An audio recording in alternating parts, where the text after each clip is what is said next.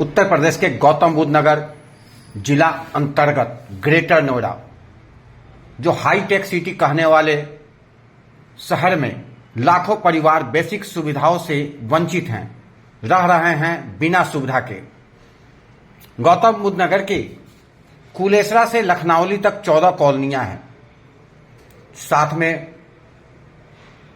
हैबतपुर, सुतियाना जैसे 150 से ऊपर कॉलोनी में हो रही है परेशानी। कॉलोनी में लगभग 10,000 से ज्यादा घर कुलेसरा क्षेत्र में हैं, जिसमें 1 लाख से भी ऊपर जनसंख्या है। इन कॉलोनियों में निवास कर रही है, मगर यहां पर बुनियादी सुविधा नहीं मिल रही। इस आधुनिक विकसित भारत में जहां पर हम चांद पर पहुंच चुके हैं, मगर विकसित भारत में ग्रेटर नोएडा में बिजली जैसी बेसिक सुविधाएं, रोड, नाला कुछ नहीं है। हर एक नागरिक का अधिकार है, जिससे उसे वंचित किया जा रहा। शासन और प्रशासन के पास भी लगातार अपनी समस्याओं को लेकर जाते रहते हैं, मगर आज तक इनकी समस्याओं का कोई समाधान नहीं हुआ।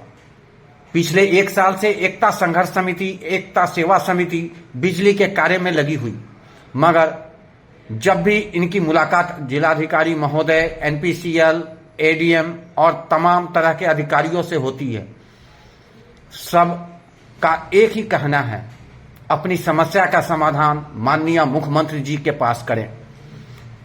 जबकि इनके 14 कॉलोनियां स्थित कुलेसरा में हैं, जिसमें 925 बिजली कनेक्शन हैं।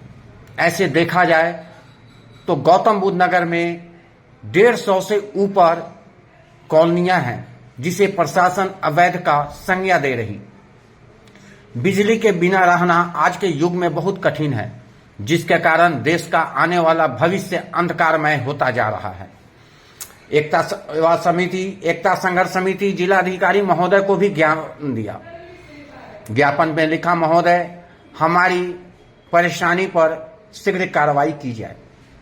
45 दिन का समय भी दिया था, अंतोगत्वा 45 दिन का समय भी अब बीतने जा रहा। एकता संघर्ष समिति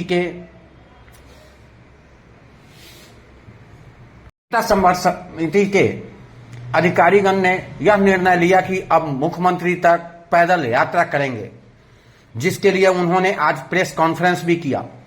प्रेस कॉन्फ्रेंस में साफ साफ आवाज में बताया कि आने वाले 24 तारीख को सुबह 9 बजे गौतम बुद्ध नगर के कुलेसरा बाबा मोहन राम मंदिर से लखनऊ पदयात्रा पर निकलेंगे। आइए सुनते हैं प्रेस कॉन्फ्रेंस में उन्होंने क्या कहा।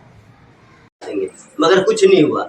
हरदम उन्होंने फिर हमारा एनपीसीएल को बोला कि आप इनका सर्वे कराइए फटाफट। उस टाइम में यहाँ पे पाठक जी, सुबोध त्यागी जी, सारनाथ गांगुली जी वगैरह वगैरह बहुत आए। इन लोगों ने यहाँ पे सर्वे भी किया, लेकिन आज तक उसका कोई निदान नहीं हुआ। इसके तत्पश्चात हमने डीएम महोदय को फिर ज्ञापन दिया कि सर हमारा अभी तक कोई समाधान नहीं हुआ। अगर हमारा समाधान नहीं होता है तो हम माननीय सीधे मुख्यमंत्री से मिलने के लिए निकलेंगे। और इसके लिए हम लोगों ने राष्ट्रपति, प्रधानमंत्री, मुख्यमंत्री को पिछले 6 महीनों से लेटर पे लेटर भेज रहे, मगर एनपीसीएल एक ही जवाब लिख के भेजता है कि मेरी तरफ से कोई रोक नहीं है। जिला अधिकारी महोदय अगर आज बोल दे तो मैं आज बिजली कनेक्शन देने के लिए खड़ा हूँ।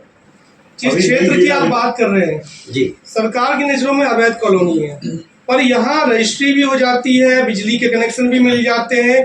आगे इन सब में किसको आप जिम्मेवार मानते हैं और कैसे ये, इसके बारे में कुछ बताएं। सबसे बड़ी चीज क्या होती है कि जिस समय यह कॉलोनी बसी थी, लगभग 2008 की है, 2008 से चल रहा है। कुछ आदमी का 2094 और 95 का भी है, लेकिन कॉलोनी बसने के समय रजिस्ट्री हो रही है, रजिस्ट्री का पूरा पैसा दिया गया, रजिस्ट्रार ने रजिस्ट्री किया, पटवारी ने दाखिल खारिज किया, और ग्रेटर नोएडा प्राधिकरण के तरफ से वो आला अधिकारी जिनकी ड्यूटी इस क्षेत्र में लगी हुई है, निर्माण नहीं होनी चाहिए, फिर वो ड्यूटी क्या कर रहे थे, किस तरह की ड्यूटी किए, जो यहाँ निर्माण हो गई। कोई भी कॉलोनी, कोई भी मकान 24 घंटे में नहीं बनी है। जिस मकान को बनाने में लगभग साल और 2 साल का समय लगा हुआ है, क्या 2 साल तक प्रशासन अंधी थी? किसी ने कुछ नहीं देखा?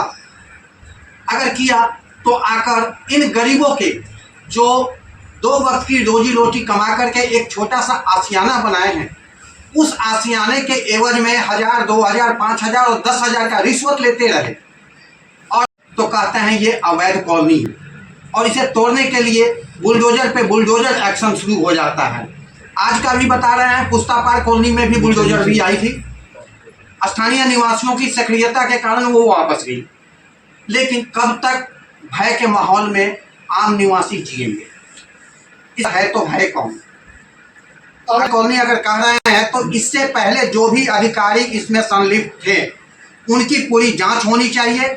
उनके प्रॉपर्टी बेच करके इन गरीब का आशियाना का मुआवजा देना चाहिए, ताकि जो पैसा उन्होंने इस क्षेत्र से कमाया है, मोटरसाइकिल और साइकिल से चलने वाले आज लग्जरी गाड़ियों में घूम रहे हैं और इन आशियानों बनाने हुए जो गरीब जनता है इनके कलेजे पर मूंग डालने का काम कर रहे हैं।